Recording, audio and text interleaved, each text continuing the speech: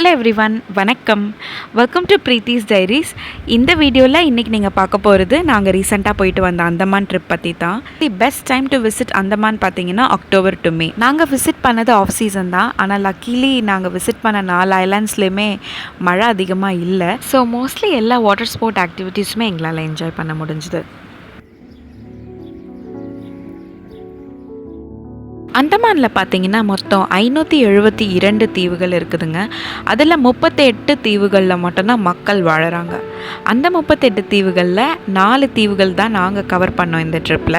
அதை பற்றி நான் உங்ககிட்ட இன்றைக்கி ஷேர் பண்ணுறேன். இப்போ நீங்கள் பார்த்த பிளேஸ் பேர் தாங்க அபர்தீன் ஜெட்டி. இந்த பிளேஸ் மெரினா பார்க்குன்ற ஒரு இடத்துல போர்ட் பிளேரில் இருக்குது. இந்த பிளேஸ்லேயே நீங்கள் ஸ்பீட் போட்கான ticket and water sport activities ஏதாச்சும் நீங்கள் பண்ணணும்னு ஆசைப்பட்டீங்கன்னா அதுக்கான டிக்கெட்ஸ் எல்லாமே நீங்கள் இங்கேயே பர்ச்சேஸ் பண்ணுற மாதிரி இருக்கும்.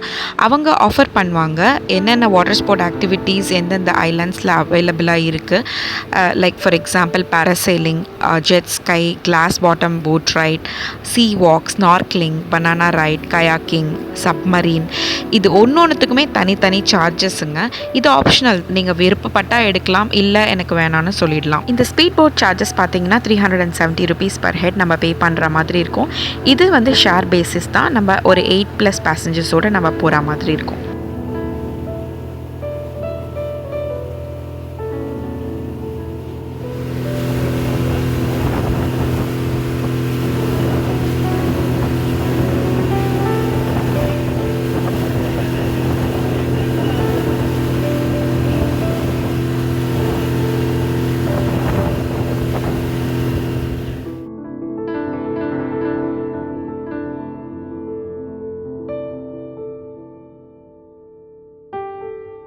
ஒரு 20 to 25 minutesலேயே நம்ம ராஸ் ஐலாண்ட் ரீச் பண்ணிட்டோம்.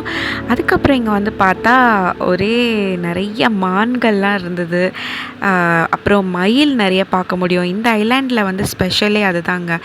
இந்த ஐலாண்ட் நீங்கள் நடந்து போய் சுற்றி பார்க்கணுன்னு நினச்சிங்கன்னா கண்டிப்பாக 3 to 4 hours ஆகிடும். அதனால் battery cars available. Per head வந்து 80 rupees சார்ஜ் பண்ணுறாங்க. கைடும் நம்ம கூடயே வராரு. நம்ம இங்க எடுக்கவே இல்லையா? Can we take photos here? No, இல்ல return. Okay. No, பிரிட்டிஷ் பீரியட்ல வந்து இது பிரிண்டிங் பிரஸ்ஸா இருந்ததா. அன்ஃபார்ச்சுனேட்லி எங்களுக்கு வந்த கைடு ஹிந்தியில் எக்ஸ்பிளைன் பண்ணதுனால எங்களுக்கு நிறைய விஷயம் புரியல. ஆனால் இந்த தீவை பற்றி நான் தெரிஞ்சுக்கிட்ட சில விஷயங்கள் உங்ககிட்ட நான் ஷேர் பண்ணுறேன்.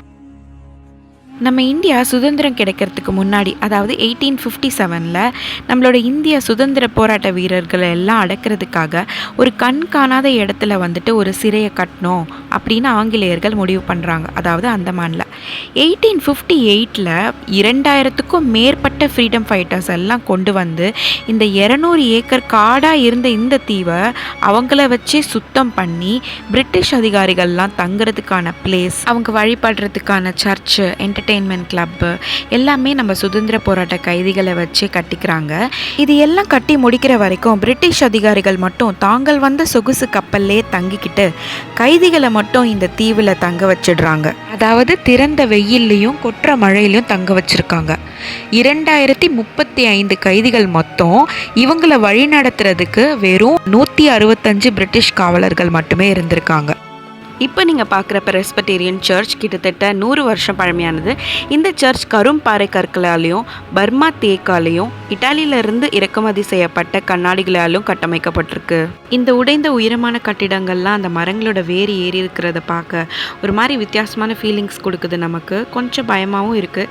அந்த காலத்தில் இந்த பில்டிங்ஸ்லாம் கட்ட நம்மளோட ஃப்ரீடம் ஃபைட்டர்ஸ்லாம் எந்த அளவுக்கு கஷ்டப்பட்டு இருப்பாங்கன்னு நம்மளை யோசிக்க வைக்குது. இந்த மாதிரி இவங்களுக்கு தேவையான எல்லா பிளேசஸ், அதாவது church, secretariat, government office, swimming pool, tennis court, water treatment plant, hospital, printing press எல்லாத்தையும் தேவையானதெல்லாம் கட்டிக்கிட்டு போர்ட் பிளேரில் அந்தமான் ஜெயிலை கட்ட ஆரம்பிக்கிறாங்க. ராஸ் ஐலாண்டில் இருந்தே இந்த அந்தமான் ஜெயிலை நிர்வாகம் பண்ணி வராங்க.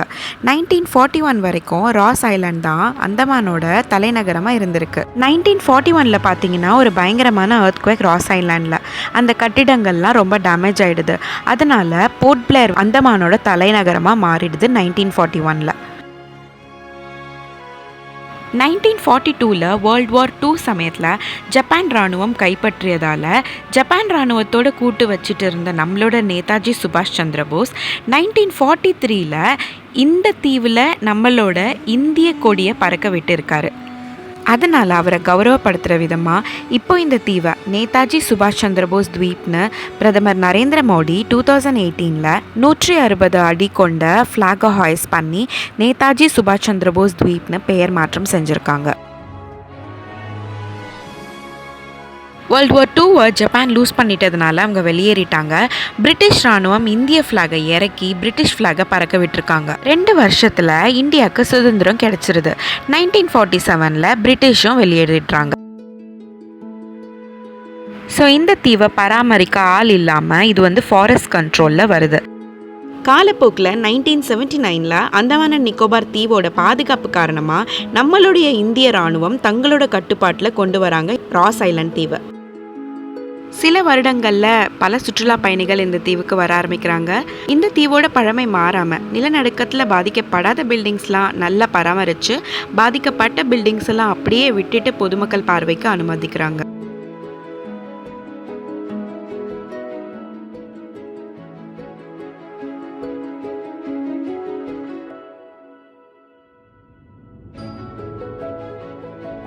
நீங்கள் இங்கே வரும்போது கண்டிப்பாக நிறைய தண்ணி கொண்டு வாங்க, சன்ஸ்க்ரீன் லோஷன் எடுத்துக்கோங்க, ஃபுட் ஐட்டம்ஸ் லைக் ஸ்நாக்ஸ் ஏதாச்சும் உங்களுக்கு தேவைப்படுது, குழந்தைங்களோடலாம் வரீங்கன்னா அதெல்லாம் கண்டிப்பாக கொண்டு வாங்க. ஏன்னா இங்கே வாங்குறதுக்கு நம்மளுக்கு எதுவுமே இருக்காது. மோஸ்ட்லி இளநீர் கிடச்சிது, அதுக்கப்புறமா லெமன் சோடா கிடச்சிது.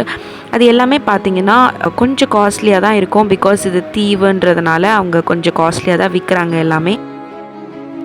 ரொம்ப குவைட்டாகவும் அழகாகவும் சுற்றி பச்சை பசேல்னும் இருக்கிற இந்த தீவுக்கு பின்னாடி தாங்க ரொம்ப பியூட்டிஃபுல்லான கடல் அழகையும் நம்மளால் ரசித்து பார்க்க முடியும். இந்த ஐலாண்டில் இருக்கிற மெயின் அட்ராக்ஷன் பார்த்திங்கன்னா இங்கே இருக்கிற லைட் ஹவுஸுங்க. கடலுக்கு பக்கத்துலேயே இருக்கிற கலங்கரை விளக்கம். 39 அடி கொண்ட இந்த கலங்கரை விளக்கம் 15 செகண்ட்ஸ் ஒன்ஸ் பார்த்திங்கன்னா அந்த ஒயிட் ஃப்ளாஷ் எமிட் பண்ணும். 2004 சுனாமியில் டேமேஜ் ஆச்சு. லேட்டர் இவங்க ரீஸ்டோர் பண்ணிட்டாங்க.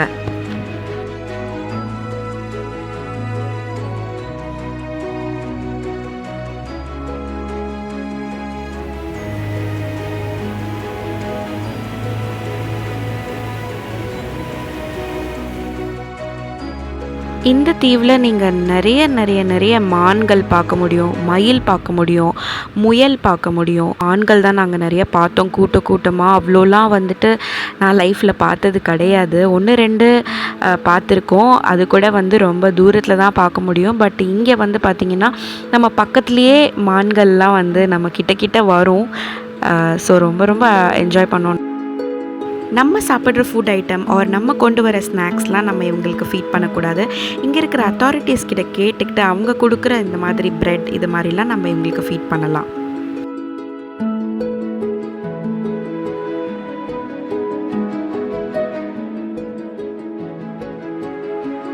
எங்களுக்கு இந்த ராஸ் ஐலாண்ட் ரொம்பவே மறக்க முடியாத ட்ரிப்பாக அமைஞ்சுதுங்க. நாங்கள் இந்த ஐலாண்டில் பார்த்தீங்கன்னா வாட்டர் ஸ்போர்ட் ஆக்டிவிட்டீஸ் நிறைய பண்ணலை. என்னோடய ஹஸ்பண்ட் மட்டும் ஜெட் ஸ்கை பண்ணாங்க. அந்த வீடியோ நான் உங்களுக்கு அடுத்தடுத்த வீடியோஸில் போடுறேன் என்னோடய சேனலில். மறக்காமல் என்னோடய சேனல் சப்ஸ்கிரைப் பண்ணிவிடுங்க. என்னோடய வீடியோஸ் உங்களுக்கு பிடிச்சிருந்தா லைக் பண்ணுங்கள். தேங்க்யூ.